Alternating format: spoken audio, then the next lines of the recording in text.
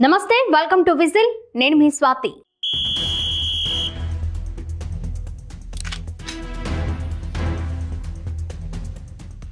ఇస్లామాబాద్లో జరిగిన ఆత్మాహుతి దాడికి ఢిల్లీ మద్దతు ఉందని పాకిస్తాన్ ప్రధానమంత్రి షెహబాజ్ షరీఫ్ చేసిన వ్యాఖ్యలపై భారత్ తీవ్ర ఆగ్రహం వ్యక్తం చేసింది. ఇలాంటి ఆధారరహిత ఆరోపణలతో పాక్ ప్రభుత్వం అంతర్జాతీయ సమాజాన్ని తప్పుదారి పట్టించే ప్రయత్నం చేస్తోందని భారత విదేశాంగ మంత్రిత్వ శాఖ ఘాటుగా స్పందించింది. పాకిస్తాన్లో జరుగుతున్న అంతర్గత రాజకీయ, సైనిక అస్తవ్యస్తతల నుంచి ప్రజలను దృష్టి మళ్లించేందుకు భారత్ను నిందించే ప్రయత్నం జరుగుతోందని విదేశాంగ శాఖ ప్రతినిధి రణధీర్ జైస్వాల్ వ్యాఖ్యానించారు.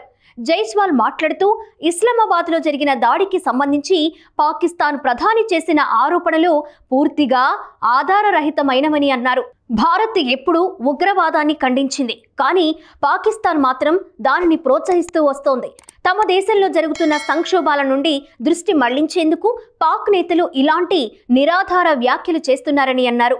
అంతర్జాతీయ సమాజానికి పాకిస్తాన్ నిజ స్వరూపం బాగా తెలుసని స్పష్టం చేశారు. మంగళవారం ఉదయం ఇస్లామాబాద్లోని G11 ప్రాంతంలో ఉన్న జిల్లా సెషన్స్ కోర్టు భవనం వెలుపల జరిగిన ఆత్మాహుతి దాడి దేశాన్ని కుదిపేసింది. ఆత్మాహుతి దాడిదారుడు పేలుడు పదార్థాలతో నిండిన వాహనాన్ని కోర్టు సమీపంలో పేల్చాడు. ఈ ఘటనలో 12 మంది అక్కడికక్కడే మృతి చెందగా 36 మంది తీవ్రంగా గాయపడ్డారు.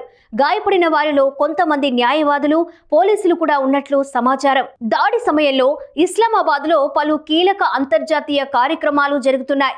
పార్లమెంటరీ స్పీకర్ల అంతర్జాతీయ సమావేశం, ఆరో మార్గర్ల డైలాగ్, రావల్సిండ్లో పాకిస్తాన్, శ్రీలంక క్రికెట్ మ్యాచ్ వంటి ప్రముఖ ఈవెంట్లు జరుగుతున్న సమయంలో ఈ దాడి జరగడం ప్రత్యేక ఆందోళనకు కారణమైంది. భద్రతా విభాగాలు రాజధానిలో ఎరుపు హెచ్చరిక జారీ చేశాయి.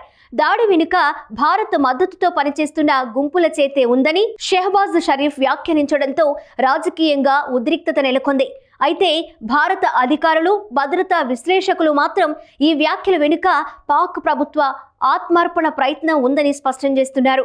ప్రభుత్వం పాకిస్తాన్లో ఆర్థిక సంక్షోభం, సైనిక జోక్యం, రాజకీయ అస్థిరతలు పెరుగుతున్న నేపథ్యంలో ప్రజల దృష్టిని మళ్లించడానికి భారత్పై నిందలు వేస్తున్నారని వారు అంటున్నారు. ఇక భారత విదేశాంగ శాఖ మరోసారి పాకిస్తాన్ ఉగ్రదాడిపై అవలంబిస్తున్న ద్వంద్వ వైఖరిని ఎత్తిచూపింది.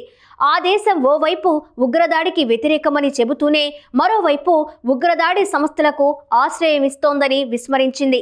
లష్కర్-ఎ-తోయిబా, జైష్-ఇ-మొహమ్మద్, హక్కానీ నెట్వర్క్ వంటి సంస్థలు పాక్ భూభాగం నుంచే కార్యకలాపాలు నిర్వహిస్తున్నాయి.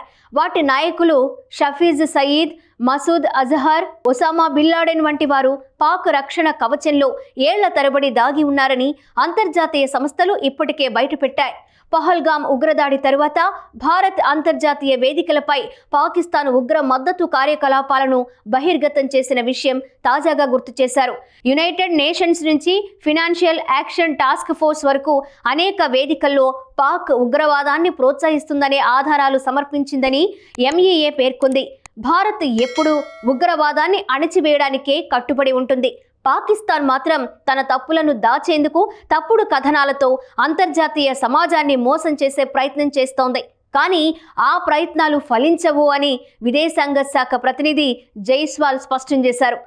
భారత విశ్లేషకుల అభిప్రాయం ప్రకారం పాక్ ఉగ్రవాదానికి కేంద్ర బిందువుగా మారిందని ప్రపంచ దేశాలు ఇప్పటికే గుర్తించాయి. అమెరికా, ఐరోపా, ఆసియా దేశాలు పాక్ నుంచి ఉగ్రవాదాన్ని మద్దతు పొందిన అనేక దాడుల బాధితులుగా ఉన్నాయని గుర్తు చేశాయి. ఇలాంటి నేపథ్యంలో షెహబాజ్ షరీఫ్ ఆరోపణలకు విశ్వసనీయత ఉందని విశ్లేషకులు పేర్కొన్నారు. ఇస్లామాబాద్ పేలుడు దాడి పాక్ భద్రతా వ్యవస్థలో ఉన్న లోపాలను మరోసారి వెలుగులోకి తెచ్చిందని నిపుణులు అభిప్రాయపడ్డారు.